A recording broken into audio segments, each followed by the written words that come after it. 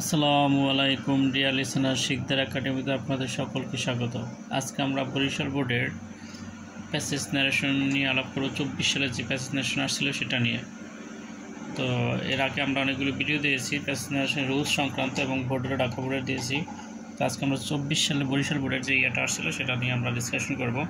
তো আমরা এখন প্রশ্নটা দেখি যে কী আসছিল। তো প্রশ্নটা আসছিল ওই যে এখানে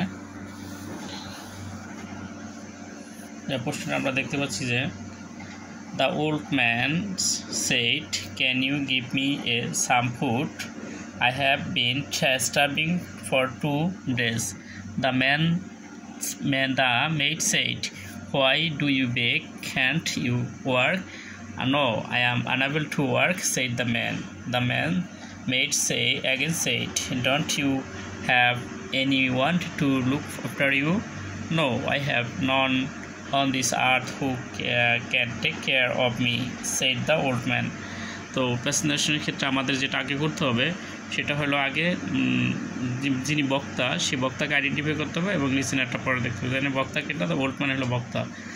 আর হলো প্রেজেন্টেশনের ক্ষেত্রে যে রুলসগুলো রয়েছে সেগুলো আমি বিগত দিন দিয়েছি। তাই টেন্সের যে সিস্টেমটা আছে, টেন্সের ক্ষেত্রে টেন্সের বিধানটা আমরা আগে খেয়াল করবো। টেন্স যদি আমাদের রাখতে মনে কষ্ট হয় বা অসুবিধা হয় তাহলে এই সিস্টেমটা আমরা যদি ফলো করি একবার তাহলে কিন্তু সোজা হবে। যেমন অ্যামিজার আমরা যেখানে দেখবো সেখানে ওয়াজ ওয়ার দিব।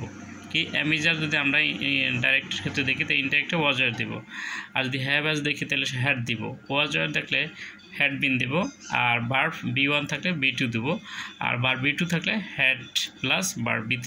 আমি আবারও বলছি, যদি টেন্সের যেমন প্রেজেন্ট ইনডিফিনিট থাকলে পাস্ট ইনডিফিনিট, প্রেজেন্ট কন্টিনিউয়াস থাকলে পাস্ট কন্টিনিউয়াস, প্রেজেন্ট পারফেক্ট থাকলে পাস্ট পারফেক্ট, সেগুলি রাখতে যদি আমাদের অসুবিধা হয় তাহলে এই ফরম্যাটটা দেওয়া প্রেজেন্টেশন করা অত্যন্ত সোজা একটা বিষয়। যেমন অ্যামিজার ওয়াজ ওয়ার, অ্যামিজার থাকলে ওয়াজ ওয়ার হবে, আর হ্যাভাস থাকলে হ্যাড হবে, ওয়াজ ওয়ার থাকলে হ্যাড বিন হবে, B1 থাকলে ভার্ব B2 হবে, B2 থাকলে ভার্ব হ্যাড প্লাস B3 হবে। এটা হলো টেন্সের পরিবর্তনের সহজতম একটি মাধ্যম।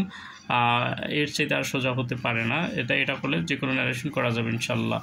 তো আমরা এখন প্রশ্নে চলে যাই। আমরা দেখতে পাচ্ছি এখানে প্রথম যে সেন্টেন্সটা আছে সেটা আমরা দেখতে পাচ্ছি যে interrogative sentence. The old man said, can you give me some food. তো আমরা এখানে ইন্টারগেটিভ সেন্টেন্সের প্যাসেজ ন্যারেশন করার যে সিস্টেমটা সেটা নিয়ে আমরা বিগত ভিডিওগুলো আলাপ করেছিলাম, ডিসকাশন করেছিলাম। তো সেক্ষেত্রে ইন্টারগেটিভ হলে আমরা ইফ বা ওয়েদার দ্বারা সংযুক্ত করব। তো এটা আমরা উত্তরটা কীভাবে লিখতে পারি যে দ্য ওল্ড ম্যান আস্কড। তাই ইন্টারগেটিভ হলে কি আস্কড দ্বারা শুরু করতে পারি। The old man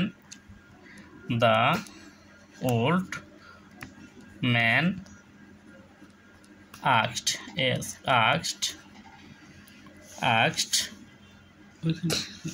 The old man asked the maid. তাহলে এখানে মেইড হইল, মেইড শব্দের অর্থ কি, যে অবিবাহিত নারী অথবা দাসী অথবা কুমারী। দ্য মেইড,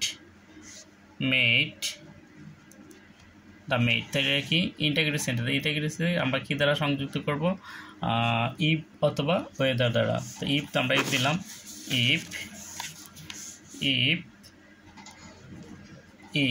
তাহলে এখানে আমরা কি ইফ শি, তাহলে আমরা কি এই যে মেয়েটির পরিবর্তে এটার পরিবর্তে আমরা ধরি কি শি। তাহলে এখানে কি can you give me some food. তো এখানে আমরা কি দিতে পারি, ক্যানের পরিবর্তে কেন হইলে আমরা সেক্ষেত্রে দেব কি could give him some food. তো এই ক্ষেত্রে আমরা সাম ফুড দিলাম। তারপরে এরপর আছে কি I have starving for 2 days। এটা আমরা কি লিখতে পারি তাহলে হি অলসো সেড, তিনি আবার বলছি কি she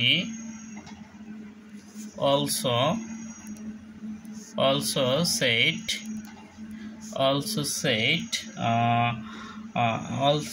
said he said that he had, তাহলে কি এনে আছে কোন টেন্স আছে, হ্যাভ বিন আছে, আই হ্যাভ বিন। তাহলে কি পাস্ট প্রেজেন্ট পারফেক্ট আছে, পাস্ট পারফেক্ট। হ্যাভ বিন থাকলে কি had been,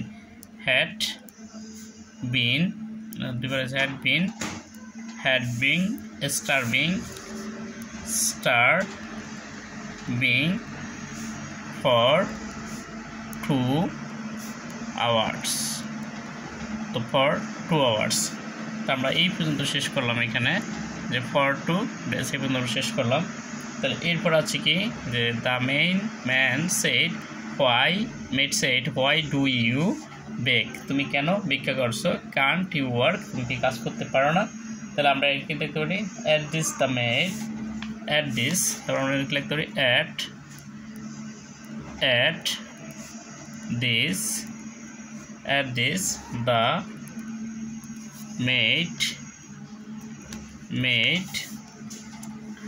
at this the maid তাহলে আমরা maid এখানে কি asked তাহলে কি why do you তাহলে সে এনে জিজ্ঞেস করছে ask তাই ইন্টারগেটিভ থাকলে আমাদের asked ব্যবহার করতে হবে asked why do the maid asked the old man কাকে জিজ্ঞেস করছে the মহিলাকে জিজ্ঞেস করলো বৃদ্ধ মহিলাকে জিজ্ঞেস করলো the old man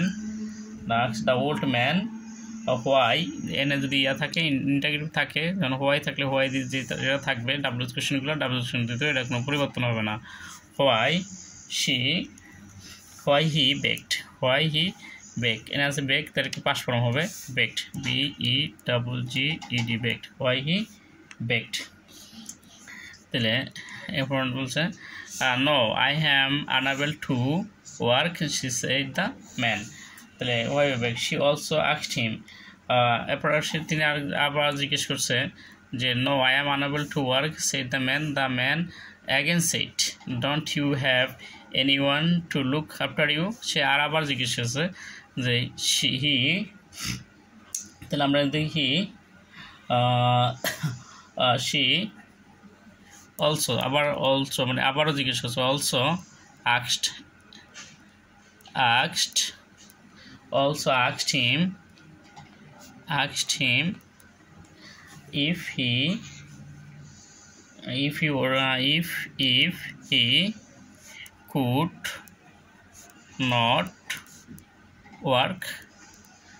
if he could not work the old man replied সে উত্তর দিয়েছিল কি I am unable to work no I am unable to work সে উত্তর দিল the old man replied in the negative the no থাকলে reply in the negative R yes থাকলে reply in the affirmative the old man replied in the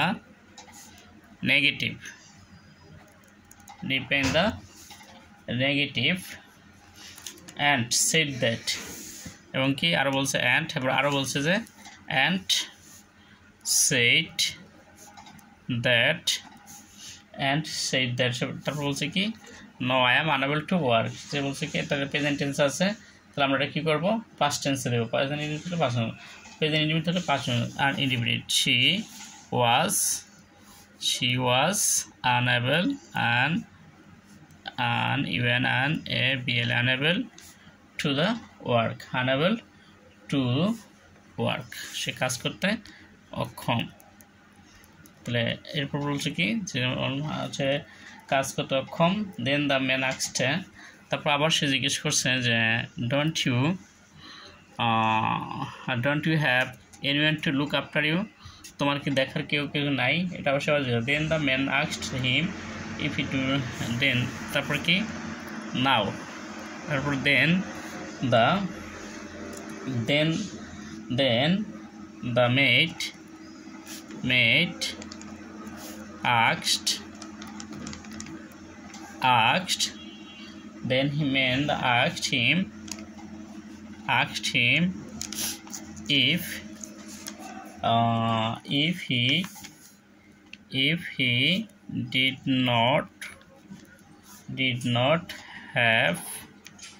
did not have anyone এনে আছে কি anyone এই যে anyone আছে তো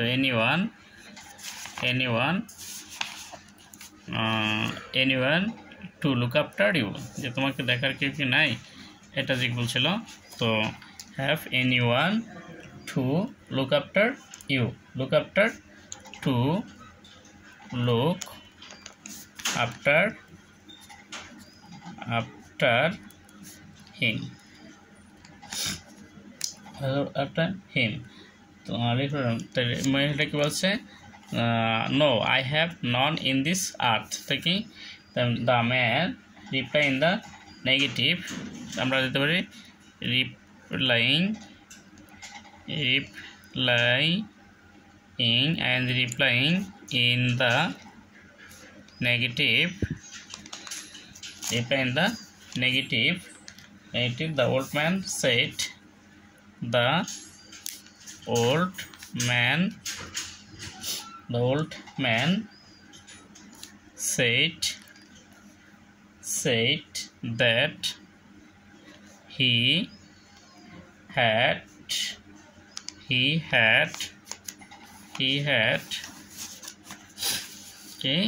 none. I have none in this. Who take care? He had none in this earth. He had none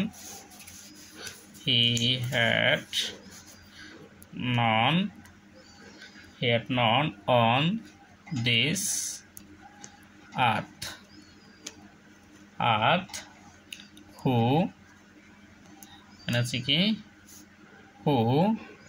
can থাকলে কি দেব? could. Who could take care. Who could take care him.